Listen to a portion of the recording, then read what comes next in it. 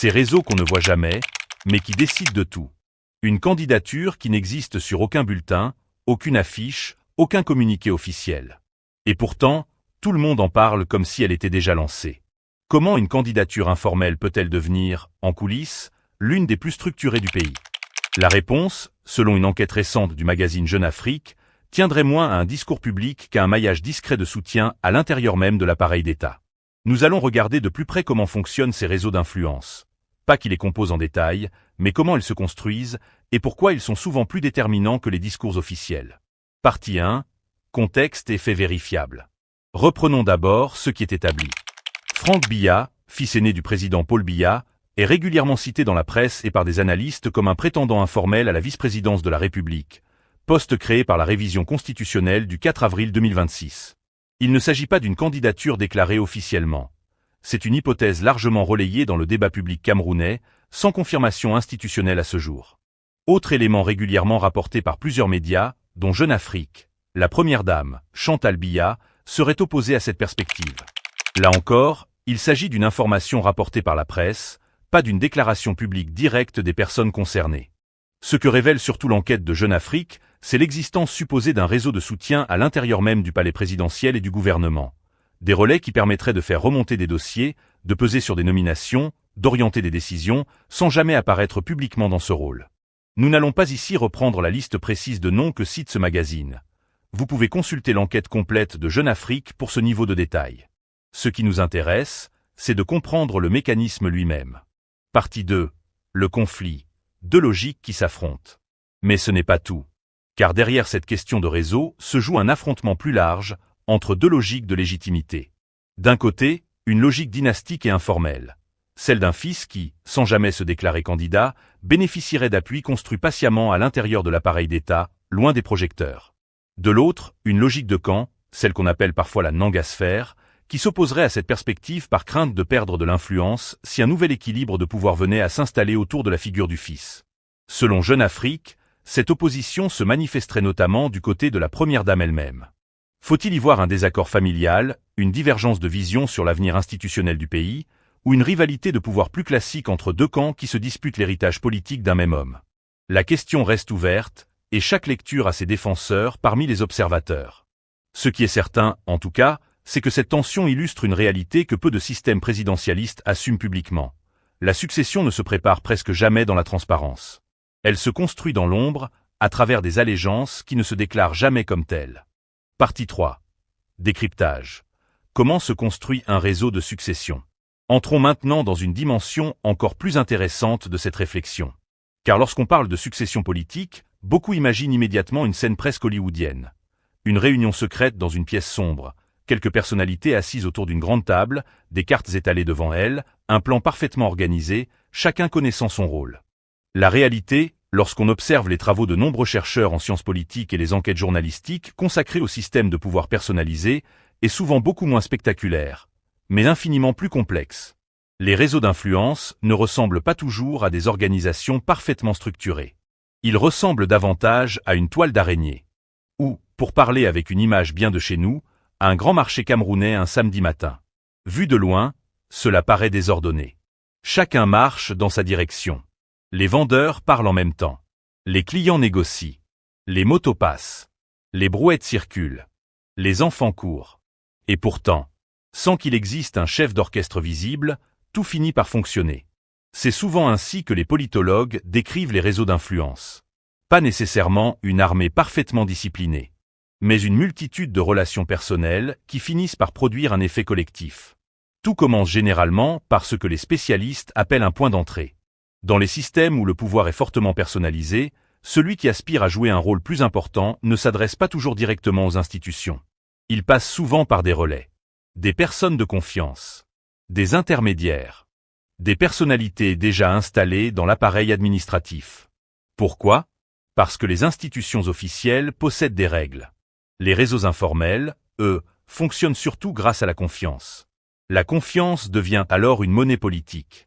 Parfois plus précieuse qu'un décret, plus solide qu'un organigramme, plus efficace qu'un long discours.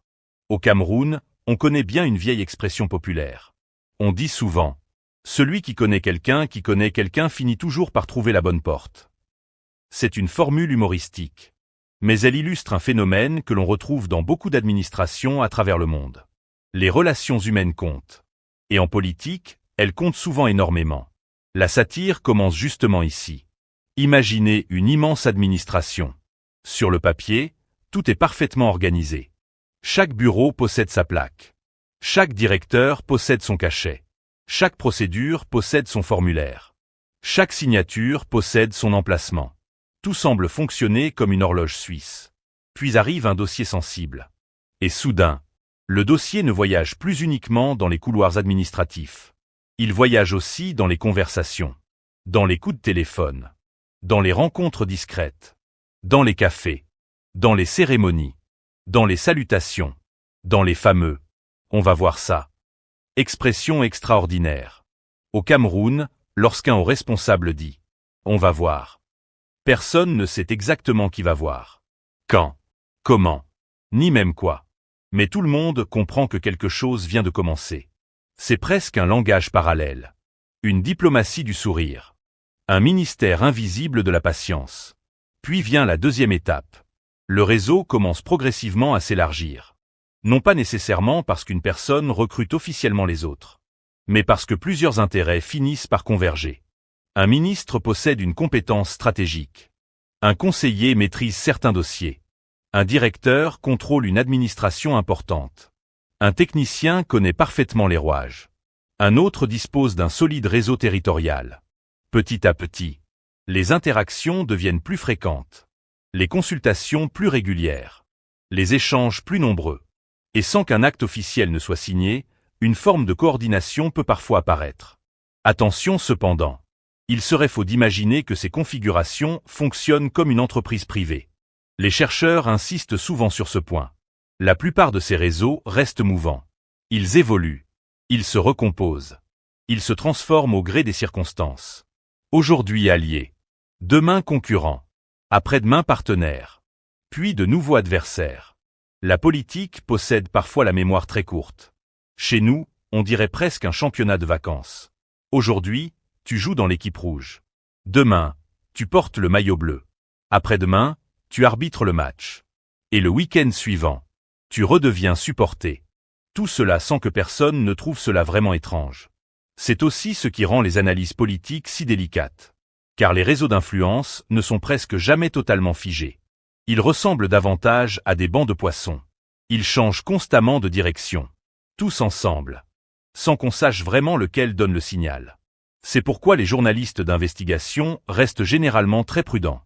Ils parlent souvent de présomption, de proximité, de convergence, de cercle d'influence.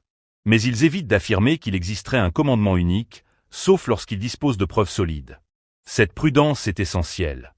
Parce qu'entre une relation professionnelle normale et un véritable réseau politique, la frontière peut parfois être difficile à établir. Et c'est précisément cette zone grise qui nourrit tant de débats. La satire camerounaise adore ces zones grises. Chez nous, dès que 3 responsables sont aperçus dans le même restaurant, le quartier organise déjà un sommet extraordinaire. Si 4 véhicules administratifs stationnent devant le même bâtiment, les réseaux sociaux annoncent immédiatement un remaniement. Si 2 personnes se saluent chaleureusement, on explique déjà qu'une nouvelle coalition est née. Notre imagination politique fonctionne parfois plus vite que la fibre optique. Mais derrière le sourire, il existe une véritable leçon. Le manque d'informations précises favorise naturellement les interprétations. Plus les faits sont rares, plus les hypothèses deviennent nombreuses. Et lorsqu'il s'agit de succession politique, chaque silence prend une importance considérable. Chaque déplacement, chaque nomination, chaque apparition, chaque absence, tout devient matière à commentaires. On finit presque par analyser la position des chaises pendant les cérémonies officielles. Qui était assis devant? Qui était derrière? Qui a serré la main en premier? Qui a souri plus longtemps? Qui est arrivé 5 minutes avant les autres? Chez nous, certains observateurs sont capables de produire une analyse géopolitique complète à partir d'une photographie officielle. C'est presque un doctorat en lecture d'images. Pourtant, les spécialistes rappellent une évidence. Les réseaux d'influence existent dans de nombreux pays. Mais leur importance réelle varie énormément. Ils peuvent faciliter certaines décisions. Ils peuvent ralentir d'autres. Ils peuvent disparaître aussi vite qu'ils sont apparus. Rien n'est jamais totalement figé. C'est pourquoi la véritable question dépasse finalement les personnes. Elle concerne les institutions. Car lorsqu'un système repose principalement sur des relations informelles, une interrogation finit toujours par surgir. Que se passe-t-il lorsque ces relations changent? Que devient l'équilibre construit autour des individus? Comment assurer la continuité lorsque les mécanismes reposent davantage sur les personnes que sur les procédures? Voilà le cœur du débat. Un État peut-il préparer sereinement une succession si celle-ci dépend principalement de réseaux informels, de relations personnelles et de convergences d'intérêts, plutôt que de règles institutionnelles pleinement établies et transparentes? C'est une question de science politique. Une question que l'on retrouve dans plusieurs pays, sous des formes différentes. Et c'est précisément parce qu'elle dépasse les personnes qu'elle mérite d'être posée avec calme, rigueur et prudence. Car, en définitive, les individus passent. Les réseaux évoluent. Les alliances changent. Mais les institutions, elles, sont censées garantir que la continuité de l'État ne dépende jamais uniquement des relations personnelles, des équilibres du moment ou des jeux d'influence. C'est peut-être là le véritable enjeu de toute réflexion sur la succession. Moins savoir qui pourrait succéder, que comprendre comment un système prépare, ou non, cette transition dans un cadre institutionnel clair, prévisible et stable. Partie 4. Analyse satirique. Le gouvernement de l'ombre, version officielle. Nous arrivons maintenant au point où la politique rejoint presque la comédie, ou pour être plus précis, la satire. Parce qu'il faut parfois rire pour réussir à comprendre des mécanismes qui, autrement, paraîtraient totalement absurdes. Bien entendu, ce qui suit ne vise pas une personne en particulier, mais un phénomène que les chercheurs en sciences politiques, les historiens et de nombreuses enquêtes journalistiques ont observé dans plusieurs pays. La coexistence entre des structures institutionnelles officielles et des réseaux informels d'influence. Sur le papier, tout semble parfaitement clair. Il existe une constitution, des ministères, des secrétariats généraux, des directions, des cabinets, des organigrammes soigneusement imprimés, des décrets de nomination, des communiqués officiels. Tout paraît fonctionner avec une précision presque mathématique. Mais dès qu'on s'approche un peu, on découvre que la réalité est souvent beaucoup plus nuancée. Parce qu'il existe parfois un deuxième circuit. Un circuit qui ne figure dans aucun journal officiel. Qui ne possède ni logo, ni tampon, ni papier à en-tête. Et pourtant, il peut jouer un rôle important dans la circulation de l'information, des conseils ou des influences. Attention, encore une fois. Parler d'influence informelle ne signifie pas affirmer l'existence d'une organisation secrète ou d'un complot. Les relations personnelles existent dans toutes les administrations du monde. Ce qui intéresse ici, c'est la manière dont elles peuvent prendre davantage de poids lorsque le pouvoir est fortement personnalisé. Et c'est précisément là que la satire commence. Imaginez un immeuble administratif flambant neuf. À l'entrée, un grand panneau indique. Tous les visiteurs sont priés d'utiliser l'ascenseur principal. L'ascenseur est magnifique. Climatisé. Brillant. Les boutons fonctionnent. La lumière est parfaite. Tout est conforme. Vous appuyez sur le bouton. Vous attendez. Puis vous attendez encore. Puis quelqu'un vous dit avec un sourire. Ah, vous utilisez celui-là. Vous répondez. Bien sûr, c'est celui qui est indiqué sur le plan. Il sourit davantage. Puis il disparaît derrière un mur. Quelques secondes plus tard. Vous entendez un autre ascenseur. Invisible. Silencieux. Plus rapide. Celui-là n'apparaît sur aucun plan. Mais certains semblent parfaitement connaître son existence. Évidemment, cette image est une métaphore.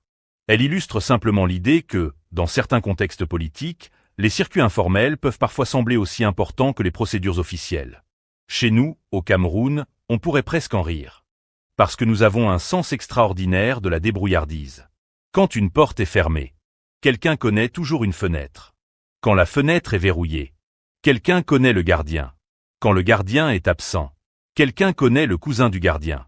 Et lorsque personne ne connaît personne, il y a toujours quelqu'un qui affirme « Laisse-moi seulement gérer ». Expression mythique, mystérieuse, puissante. Personne ne sait exactement ce que signifie « gérer ». Mais tout le monde comprend que quelque chose va probablement bouger. C'est presque une institution nationale. La politique fonctionne parfois avec cette même logique. Officiellement, tout suit une procédure. Officieusement, les relations humaines accélèrent parfois certaines discussions.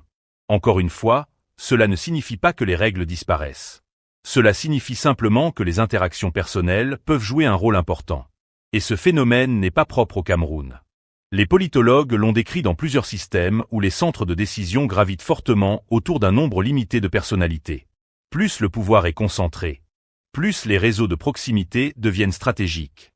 Plus la proximité devient stratégique, plus chacun cherche à démontrer qu'il appartient au bon cercle. Et c'est là que commence un spectacle presque fascinant. Parce que dans ces moments-là, les allégeances deviennent parfois plus visibles. Non pas parce qu'elles sont officiellement proclamées, mais parce qu'elles apparaissent dans les comportements. Certains multiplient les déclarations publiques. D'autres choisissent le silence. Certains deviennent très présents. D'autres disparaissent momentanément. Certains semblent attendre. D'autres donnent l'impression d'anticiper. Chaque geste est observé. Chaque déplacement est interprété. Chaque photographie est analysée. Au Cameroun, soyons honnêtes. Nous sommes devenus des champions dans cette discipline. Une simple photo officielle peut produire 3 jours de débat. Qui était placé au premier rang? Pourquoi cette personne souriait-elle? Pourquoi l'autre regardait-il ailleurs? Pourquoi celui-ci avait-il les mains croisées? Pourquoi celui-là portait-il une cravate bleue? Pourquoi l'autre est-il arrivé avec 3 minutes de retard? À ce rythme-là, même les photographes finissent par devenir des acteurs politiques malgré eux. Les réseaux sociaux transforment parfois une image en roman de 500 pages. Et pourtant, cette effervescence révèle une réalité. Lorsqu'un système communique peu, chaque détail prend une importance disproportionnée. Le moindre indice devient un message. Le moindre silence devient une déclaration. Le moindre déplacement devient un événement. Voilà pourquoi les périodes d'incertitude sont toujours aussi particulières. Elles obligent chacun à se positionner. Parfois volontairement. Parfois malgré lui. Et c'est précisément ce que montrent de nombreuses analyses consacrées au système de pouvoir personnalisé.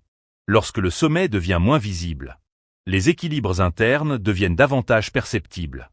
Les proximités apparaissent. Les distances aussi. Les convergences également. Non pas parce qu'elles seraient nouvelles, mais parce que les circonstances les rendent plus visibles. Au fond, le véritable enjeu n'est peut-être même pas de savoir qui parle avec qui. Le véritable enjeu est de comprendre si les institutions sont suffisamment solides pour fonctionner sans dépendre principalement de ces relations personnelles.